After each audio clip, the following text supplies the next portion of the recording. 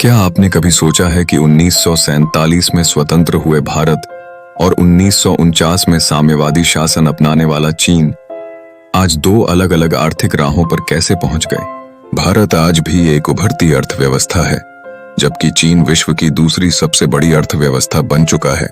ऐसा क्यों हुआ? भारत और चीन ने ऐसा क्या अलग किया जिसने उनकी तकदीर बदल दी? इस वीडियो में हम विस्तार से देखेंगे कि कैसे इन दोनों देशों की आर्थिक और राजनीतिक नीतियों ने उनके विकास की दिशा तय की। अगर आप इस चैनल पर नए हैं तो चैनल को सब्सक्राइब कर लें और वीडियो को लाइक करें। भारत और चीन की आजादी की परिस्थितियां। भारत को ब्रिटिश शासन से आजादी मिली, लेकिन विभाजन की भयानक त्रासदी का सामना करना पड़ा। लोकतंत्र की स्थापना हुई, संविधान बना और पंचायती राज व्यवस्था पर जोर दिया गया। प्रधानमंत्री जवाहरलाल नेहरू ने समाजवादी और मिश्रित अर्थव्यवस्था को अपनाया। चीन में गृह युद्ध के बाद माओ जेदोंग की साम्यवादी सरकार बनी। जमींदारों की संपत्ति किसानों में बांटी गई और सरकार ने अर्थव्यवस्था पर पूरा नियंत्रण रखा। भारत ने लोकतंत्र को चुना, जबकि चीन ने एक सख्त साम्यवादी शासन अपनाया। शुरुआती आर्थिक रणनीतियां। भारत का समाजवादी मॉडल। 1951 में भारत ने 5 वर्षीय योजनाएं शुरू की।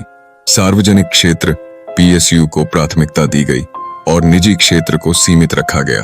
लाइसेंस राज लागू हुआ, जिससे व्यापार और उद्योगों पर सरकारी नियंत्रण बढ़ा।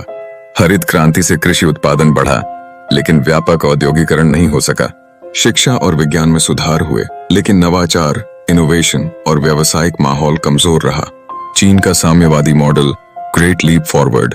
कृषि और उद्योग में तेजी लाने का असफल प्रयास, जिससे भयंकर अकाल पड़ा। सांस्कृतिक क्रांति।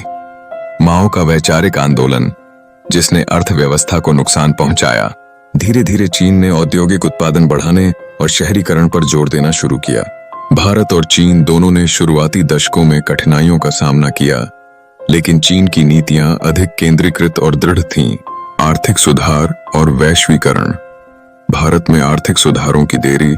1991 से पहले भारत में लाइसेंस राज के कारण आर्थिक प्रगति धीमी रही। 1991 में भारत ने आर्थिक उदारीकरण लिबरलाइजेशन अपनाया। निजीकरण और वैश्वीकरण की शुरुआत हुई, लेकिन तब तक चीन काफी आगे बढ़ चुका था। चीन के बड़े सुधार।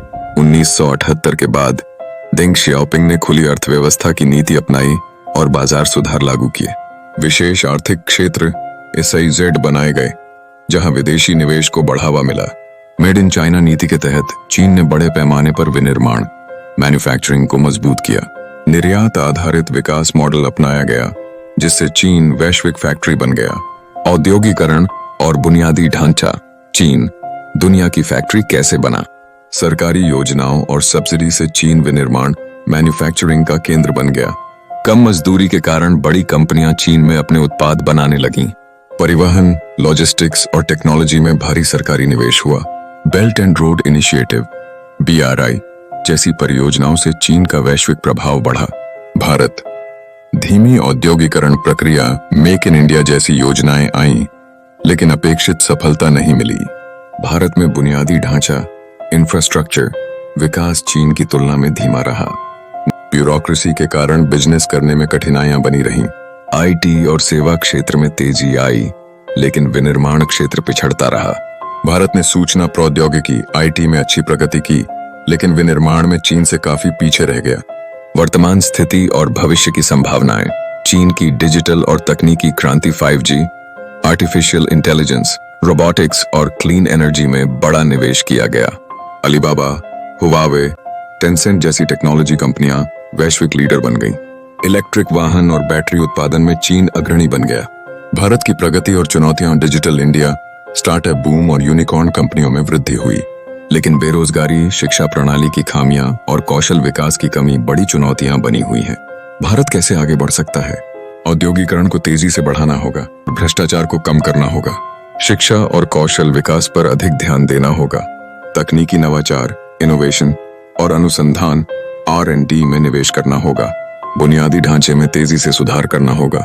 भारत और चीन दोनों ही प्राचीन सभ्यताएं हैं, लेकिन चीन ने 1980 में जो सुधार किए, भारत ने उन्हें 1991 में अपनाया। इस देरी के कारण चीन को बढ़त मिल गई।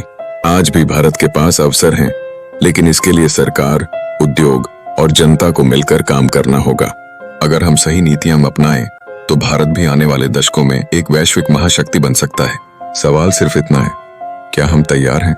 अगर आपको यह वीडियो पसंद आई हो तो लाइक और शेयर जरूर करें। चैनल को सब्सक्राइब करें और बेल आइकन दबाएं ताकि हमारी हर नई वीडियो की जानकारी आपको सबसे पहले मिले। धन्यवाद।